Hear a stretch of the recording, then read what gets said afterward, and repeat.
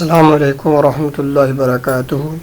Video دیکھنے سے پہلے ہمارے چینل کو سبسکرائب کریں، ویڈیو کو لائک اور شیئر کریں اور گھنٹے کے بٹن کو لازمی پریس کریں تاکہ ہمارے ہر آنے والی نئی ویڈیو سب سے پہلے آپ تک پہنچ سکے۔ جزاکم اللہ خیرا۔ محترم بھائیو، جمعہ کا دن بہت فضیلت دن ہوتا ہے۔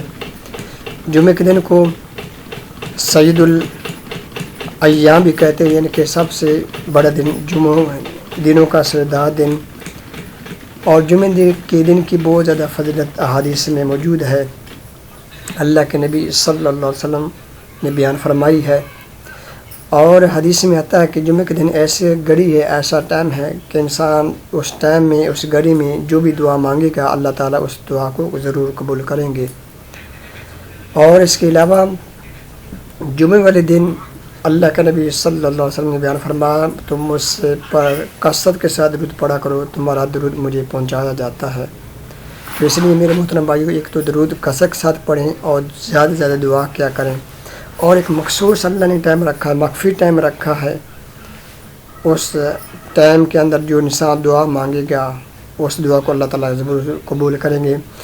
بعض حدیث میں آتا ہے کہ وہ جب امام ممبر پر تشریف لے جاتا ہے اور خطبہ دینا شروع کرتا ہے اور آخر تک جب تک خطبہ ختم نہیں کرتا، وہ گھڑی ہے، وہ ساتھ ہے، انسان جو بھی دعا کرے گا اللہ قبول کریں گے۔ ایک حدیث روایت میں آتا ہے کہ مغرب سے عصر سے لے کے مغرب تک کا درمیانی وقفہ ہے۔ تو میرے محترم بھائیو، ان وقفوں کے اندر ہمیں زیادہ سے زیادہ دعا کرتے رہنا چاہیے، دعا مانگنا چاہیے۔ اور یہ قبولیت کا ٹائم ہے، ان سے جو بھی دل کی دعا ہے، دلی مراد ہے، جائز حاجات ہے، وہ انشاءاللہ اللہ اپنے رب کے سامنے رکھیں، انشاءاللہ اللہ ضرور قبول کرے گا۔ میں آپ کو جامع دعا بتاتا ہوں جو اللہ کے نبی صلی اللہ علیہ وسلم کثرت مانگا کرتے تھے۔ وہ دعا کون سی ہے؟ آئیے میں آپ کو وہ دعا بتاتا ہوں۔